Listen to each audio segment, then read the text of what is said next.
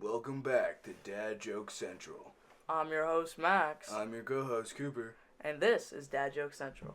Now, we've been gone for a long time, I'll say that. Yeah, life's been busy, bro. Yeah. It's like, I think it was just, ever since we went from middle school to high school, wow, it's been that long. Yeah. We just haven't really had time because Cooper's always been busy, and then anytime that he's not, I am. So it's just like, it's been a minute since we've been able to actually sit down and record with each other, but glad that we can. And today we are going to be talking about the second season of Prime Video's Lord of the Rings: Rings of Power. Cooper, have you seen this, or do you know anything about it? The only thing I know about the Lord of the Rings movies, I didn't even know they had a TV show, to be honest. Alright, well, honestly, that's kind of fine with me. As long as I can just, tell you what's going on, and then we can do something, talk about it, it's fine. I'm fine with that. Alright. So, pretty much, have you seen Lord of the Rings? Yeah, I've seen all the movies. Okay, good. Extended editions? Yeah. Okay, good. So, pretty much, it's like a prequel to that. It's a few thousand years before, and the whole first season is pretty much building up Sauron, before he got all this armor and made this ring and whatnot. So, the whole time, we're trying to figure out who Sauron is, and then I think it's 4 out of the 6 episodes in, we finally get to see Sauron. Like his face? Cause because it's before he had a mask on. Like in the movies, you never knew what his face looked like. Yeah. And pretty much the whole time, he's got this one elf dude trapped. And then this elf dude escapes. And then Galadriel, the really wise elf that gave Frodo the the cloak, you know what I'm talking about? Yeah, her. She's, the main character in this, pretty much. And so, she's trying to figure out who this guy is and, why all this dark orc stuff, evil stuff's going on. And then, once she helps forge all of these rings that are given to, all the men, dwarves, elves, stuff like that. And then she finds out that this guy that she was working with really closely turned out to be Sauron the whole time. Oh, wow. So, and then it's he kind of just leaves, he's just gone, and we never hear from him, and then it, cuts this season off there. So, I'm gonna read from IGN, their most credible source I could find. While the series continues to... Okay. After spending all of Season 1 building up the reveal of who Sauron is, Season 2 starts off making him look like a chump. In a flashback, we see him make a pitch to the orcs that's so uninspiring they can't wait to betray him, forcing Sauron to spend a thousand years rebuilding his body, aka the armor. And this is, reviews that we don't know that, the actual 3 premiere episodes have come out yet. So pretty much this thing is just talking about how he was super anticipated the first season, and now this season he just doesn't look good, and he doesn't look menacing at all. So pretty much I think what they're gonna do is gonna kind of break him down and then build him up even more and make him even stronger at this point. I know, but, I don't trust IGN, to be honest. Yeah. So, they might say, they say he looks like a chump, he's not menacing or anything, but, this dude could probably, the coolest dude ever, and they'd be like, I mean, the guy that we thought was Sauron in the first season, he did a really good job at, portraying what Sauron would be like before all of the ring stuff happened to him. But it definitely shows, we could have had that, but, that's not Sauron. This guy that apparently has been, one of the main protagonists the whole time, turns out to be the main antagonist the whole time. It's just, I get that, but, that guy, honestly, before, when we thought that guy was Sauron. Mm-hmm. I feel like that guy would have been cooler, because if you watch it, like, I know you have no idea what I'm talking about. I'm just listening, to be but honest. if you watch it and you, like, look at this character that we thought was Sauron, he was a really good character, and I definitely feel like they could have taken that character in a lot of different directions, but it's like, nah, that guy's not Sauron. He's actually just a random dude that, like, has power. It's literally, like, the whole time, it's like, oh my gosh, guys, this is Sauron, this guy's so cool, and it's like, oh, by the way, that's not Sauron, that's just some random dude that was just cool with magic, and it's just like, I get that, but come on, this guy is actually pretty cool, but, you know, what are we gonna do about it? Nothing, because, I don't know. Cooper is just as lost at this point, but I'm tired. yeah, Cooper said he woke up like 20 minutes ago. Yeah, and he got here like 10 minutes ago. Yup.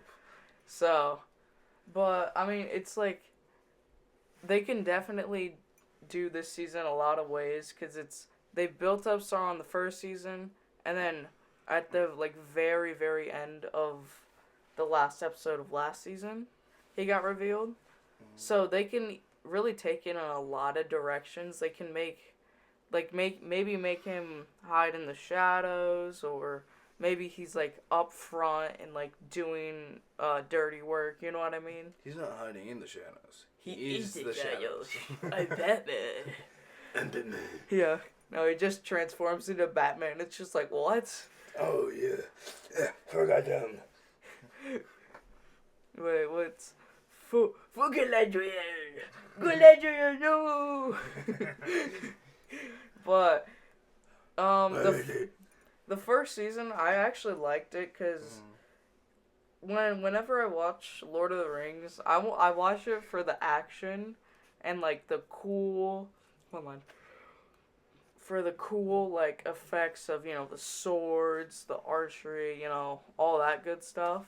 And then it's like this show was like kind of showing us, oh yeah, that happens here, and then that happens here, and it's just like, oh, that's actually pretty cool. But I think they could take it either, like, they could either do it right and, you know, maybe make this character have a slow start at first, you know, where he gets kind of just beat up the whole time, and then, you know, but I feel like there's a lot that they could do with, like, making him into the Sauron that we saw in the actual, like, Lord of the Rings movie. Because if they do that, and they, like, make sure that, you know, this guy, we gotta show all of what happened from the start of the Fellowship of the Ring, from season 1 of Rings of Power. If they can bridge that gap well, I definitely think there's a lot of stuff they could do there. Because it's like, first season, it's a very good setup season.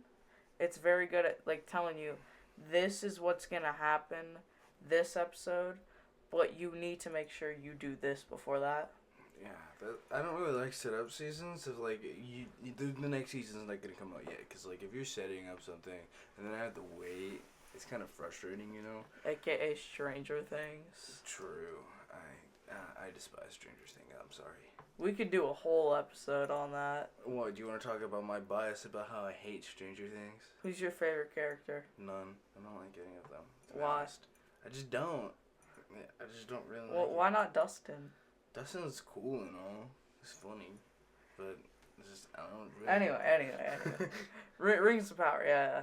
So, maybe let's talk about, like, what is your favorite part about Lord of the Rings that you think you'd want to see? I love the swords and the character designs because the swords are so cool. And, like, I love swords. Like, that's my jam, you know? And, like, seeing cool swords and, like, the effects and, like, let's say the original, like, was a Rings movie where, like, the swords had, like, glowing powers and stuff, like, super legendary swords, and then, like, all the effects and stuff were super cool. That's what I want to see. Yeah, some I mean, cool stuff. the first season, they didn't do any of like the legendary, like spell kind of swords, but they did do a really good job at making sure this sword is an elven sword and this sword is just a normal like man-made sword. So with the elven swords, did they have like the like drawings or like Yeah. they had like carvings? Yeah, they had carvings on them and inlays and stuff like that. And I thought it was like, because every time I look at it, I'm like, that looks really good. And they definitely did justice to it the first season. But next season, I think they definitely could do, like fiery swords. A fire sword would be so cool. Yeah, no, like imagine just like Sauron's like waving a fire sword at someone. It's like, are we in like How to Train Your Dragon or something? Yeah, but like a fire sword's cool though. Like Yeah, I mean like, who when you tune into a Lord of the Rings show, do you not want to see a fire sword and spells being casted at someone? Like, I mean, it's a magical world. Like yeah, a magical world. You can just do so much with that. And there's so many possibilities. Because the world building is so big. There's like millions of possibilities you could take this. And yeah. I love shows and movies that like may build like a beautiful world that can be interpreted Kind of by like anyone. the D&D, the newer D&D movie that came out. Mm-hmm. That was really good because it was like open and like it felt like a homemade campaign. I don't know. It felt a little homebrew to me, and I loved it. And then the main character was pretty much useless the whole time, but like that makes a lot of sense, especially for D&D. No, for real, like bards are just half the time they're just like, hey, guess what? Here's a motivational talk. Now go fight that guy. Yeah, I know. But there's definitely a lot of good ways they could take this show. But there's a lot of bad ways they could take this show. They could take it like, let's say, in a bad way, they bring Sauron out, and give him a big reveal and stuff. Well, they already did that, but like another like, big reveal. Like armor reveal. Mm-hmm. But it's just there's so many ways that they could take this, but they have to be really careful about not taking it the wrong way. Because if they take it the wrong way, the show's gonna go down. But I'm telling you, the first season was really good because the locations felt like you were watching a Lord of the Rings movie. Mm-hmm. And because like there was I remember this one part where Galadriel was trying to hire like these ship guys to help her sail back to her home world or whatever. And so she had like tryouts pretty much where she had everyone grab a sword and they would try to like make her bleed. Whoever makes her bleed gets to go pretty much. Mm-hmm. And so this whole time you're watching a really good choreographed fight scene where there's a bunch of swords flying around and she's just like spinning and kicking and doing all that. She's spinning and kicking? Yeah. Oh, that's interesting. Because, like, with a normal sword fight, let's, like, if we be realistic, like, a realistic sword fight, you don't want your back exposed. Yeah, that's You don't want to be spinning and kicking. You want to end it fast. But, like, I understand choreographic, but, like... But, no, she was jumping on people's heads and stuff. It kind of reminds me of... I recently rewatched Captain America Civil War. And... You know the part where Bucky's running down a stairwell? Mm-hmm. With all these, like, German police forces chasing after him? Mm-hmm. So many of them had their guns pointed at him, but none of them shot. I know. That's... Okay. So, like, with this sword fight, could you tell, like... Was it, like, the intention was to show that she's, like, really good against these amateurs? Or was it to show the, like, the power... Like, was it to show the power difference between them? I think it was both, because she spent thousands of years, perfecting her sword fighting skills. Mm-hmm. And this kind of just showing off, like, how good she is, pretty much. But it's just, like, the Bucky scene. I literally rewatched this one part It's like cracking his knuckles. Sorry. No, it's fine. I rewatched this one part where this guy has, his pew pew pointed directly at him, like stands there for at least 3 seconds, and then Bucky just kicks him, and it's just like, I get like he's supposed to be a really cool superhero, but I prefer when it's like Galadriel fighting, because you can see how she could do that and not get attacked compared to someone who is directly pointed at him and And you have a doesn't long shoot. range weapon. Yes. You're pointing right at point. Yeah, it's literally like almost point blank too. You just press the trigger button and it's just like pew. He's dead. But like swords, you could either throw it, which is not a good idea because then you don't have a weapon, or use a sword technique. Like you could use a thrusting technique, slashing technique. There's also other pierce techniques you can use with swords. Let's just take like a basic long sword. There are so many different techniques you could use with a weapon. It's all up in the mind and what you do with that weapon. and it's like that's way more realistic than just, oh, I've got a gun that's pointed at you, but I shall not shoot because you're a main character. Oh no. Oh no, I fumbled the gun. Yeah, no, it's literally like, I remember seeing this one guy, he just fumbled his gun down. He's like, oh no, oh, no. And it's like, you're literally a policeman. I don't think you're supposed to do that. Like, I understand getting flustered and stuff, but like, you're like a seasoned police officer. You should be able to do that because you already do that all the time. Just Yeah. put your hands in the air. Yeah, like, and they literally had like orders, shoot on sight. And it's just like, If it's like shoot on sight, you're shooting on sight. Like, and then this guy's like, no, I'm not shooting him. yeah, but I understand. Like, the fight is a bit more realistic. Okay, so IGN spoiler-free review of the new season of Rings of Power. The Rings of Power does a great job portraying Sauron's machinations and his impact on those he manipulates, but too much time is spent on disconnected subplots, delivering only mediocre intrigue and thin characters. A tighter season would have been great, but the movements of the powerful pathos and dramatic action the season does deliver are bogged down by scenes focused on places and people who only become important later in the saga of Middle-earth. Samantha Nelson. Thank you for that, Samantha. I don't like you, Samantha. I'm sorry. Wow. But come on, Samantha. see, like, I don't like that, because I like the show. It's a good show, don't get me wrong. You telling me you don't like cameos? No, I mean, not, what do you mean cameos? People from later in the saga showing up? No, I mean, it says, like, it focuses mainly on people that are important later in the saga and not now. So I get that, but it's just, if you're gonna do it, like, if you're gonna do justice to a season that was really good in my opinion, then it's gotta be even better. But like, if you're saying it has mediocre intrigue and thin characters, that doesn't get me excited to watch that, because it's like, I get Cooper's op is IGN or something. I'm sorry, I hate IGN. They suck at scoring everything.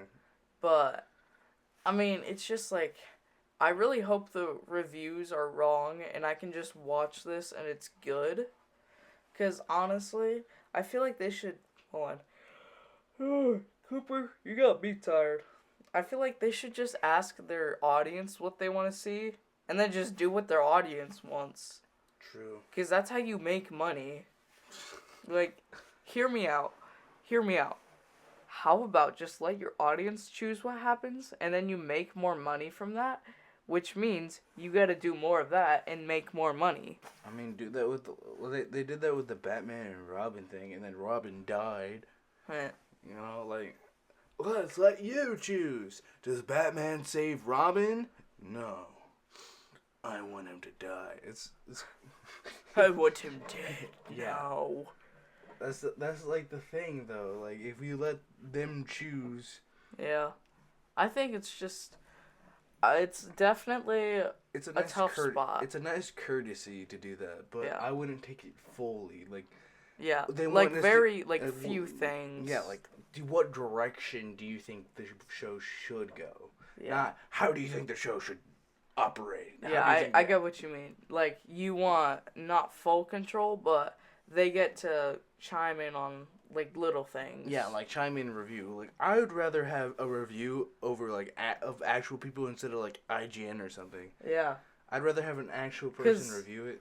I feel like if you actually have someone that's watched the show, just a random person. So random dude. And then you just give that person the first 3 episodes, and then they just write a review. I feel like that's more credible than any, like, actual affirmed, like, reviewer from any, like, company. You know what I mean? Yeah, because like they have like opinion bias, and like they're just reviewing the show, and they don't actually understand it. Because like when I look at ING reviews, I try to find like when I really get reviews and stuff, I try to find the realest people I can find.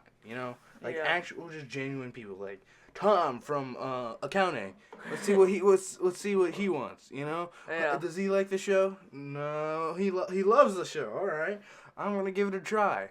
Yeah, exactly. Because it's better to have people that actually want to see it and don't have bias on it, compared to reviewers that know, oh, this is just gonna, I'll just like rate it this, even if it's good. Like I said, the whole Morbius situation where, reviewers are like, oh my gosh, this is the best thing ever. And then it's like, what is this trash? Like, can I burn this, please? Yeah. But it's just like, I get if you want to make money from it and, you gotta do a review before everyone else. But how about just get someone random and then have that person just put the review out and then, I don't know, review that review or something. Yeah, but like let's take like Black Myth Wukong. They put Star Wars Outlaw on like higher score than Black Myth Wukong, which is crazy. Cause Star Wars Outlaw is absolute garbage, like rubbish, absolute trash. And Black Myth Wukong is so good. It's definitely gonna it's one of my contenders for Game of the Year. But like they said that Outlaw's melee combat is amazing. It's absolute garbage. It's what kind of combat is it? Okay, so like have you ever played Insomniac Spider-Man as Mary Jane? Oh no. That's basically the combat. No. That's basically the combat. No. And then Black Myth Wukong's combat is absolutely amazing. It's like gorgeous. Plain Spider-Man. Yeah, it's like comparing Mary Jane's playstyle to like I don't know Spider-Man. It's like which one's better? Obviously Spider-Man. Like the guy that the movie the whole video game is named after. Yeah, and it's like and then it's like, oh man, I've seen so many stealth missions of Mary Jane. It's like, can I just skip this one? Yeah, and like all of them are mandatory, and it's just to get some little credits. Plus, like when you're when you're fighting, you go and like most of the time your hits don't, and it's like, oh yeah, Black Myth Wukong was a little bit buggy. Star Wars Outlaw, the bugs were absolutely outrageous. Like sometimes outlawish. I know, like you could literally be like have an NPC that's important mission just phase through the map. So it's pretty much cyberpunk. Cyberpunk was good. It's just Cyberpunk was buggy. Very buggy. Yeah, but with like Star Wars Outlaws, absolute garbage, rubbish cat. They gave it a 4.5 out of 5. Yes, they gave Black Myth Wukong a 3. Didn't have diversity. Didn't have a woman. Sorry that you don't meet the first woman until chapter 3, Mrs. I don't know. Man, I think Cooper's letting off some steam on this episode. I know, because this is the things I get mad about. I don't usually get mad at most stuff, but people that just this is obvious garbage rubbish. Oh yeah, it's so amazing. It's top tier. Even from an objective standpoint, absolute garbage. Yeah. But, you know, it's like, what are you gonna do about it? And sometimes you just gotta, I think you just gotta experience it to get a feel for it. You know, you can't just read everything online, because I want to watch this show, and I really hope this show is actually good compared to the reviews that people are giving it. Mm-hmm. But I think we've just gotten to a point in media where the reviews just don't count anymore. That's why, like, when, like, with movies, I look at what the people have to say. Because, let's take Kong and Godzilla, the New Empire. Yeah, Critics absolutely hated it, but people loved it. It was good, yeah. It was amazing. It was just monsters fighting, like what we asked for. Yeah, I mean, like, I went into it wanting, like, plot, but then I was like, the second time I watched it, I'm like, this movie's supposed to be dumb. I'm just gonna, like... Let it be dumb. I'm just gonna turn off my brain and just watch this. Because, like, it's not gonna be like Godzilla 2014, okay? That movie was a W. It was amazing. But I can respect all of the, like, legendary movies. Like, and I get, like, maybe they went into it thinking, okay, plot. We need good plot. But, like, they can't enjoy the actual fun of the movie. Yeah, because, like, because the more I watch it, the more I realize it's just a stupid, fun movie to watch when you've got nothing else to do. I love that. Like, I was made for love. That was one of my favorite parts. I mean, it's just supposed to be, you know, a fun movie that you can just go enjoy with friends or family, and then it's not supposed to be serious. That's why, with the hopes of this new season, I think that I want it to be really good, and I want these reviewers to just be like bad, like they're just like dumb. Yeah, I agree with that, and I want the reviewers to absolutely dog on this, and then I want the fans to be like, this is amazing. Yeah, this is one of the greatest shows I've ever seen. Yeah, because if you just, I feel like the lower expectation you have, the better it can, the better it can be. Because if you have really high expectations, you've got to live up to a lot, so it's going to be more difficult to. Mm-hmm. But if you have low expectations, it's really easy to just say, yeah, this is our show. If you like it, you like it. And, you know, it's pretty easy to get someone to like your show if there's no high expectations for it. Alright, but the episode's almost over, but to sum up, what do you think, what do you expect and hope from this new season? I hope, I like your idea of, like, the swords, you know, go back to that kind of stuff. I just want, to see the bridge between Sauron in this first season and Sauron from the Fellowship of the Ring. Because if I can get that, honestly, I'll be happy. What do you want to see from this? Something like a funny gag once or twice, you know? Like, maybe like a running joke throughout the season? Yeah, I know. Like, let's just take Sauron. He falls on his face. Like that's funny, and it's like, the whole show for the first season was supposed to be serious, but like, it would be nice to have like a joke once or twice.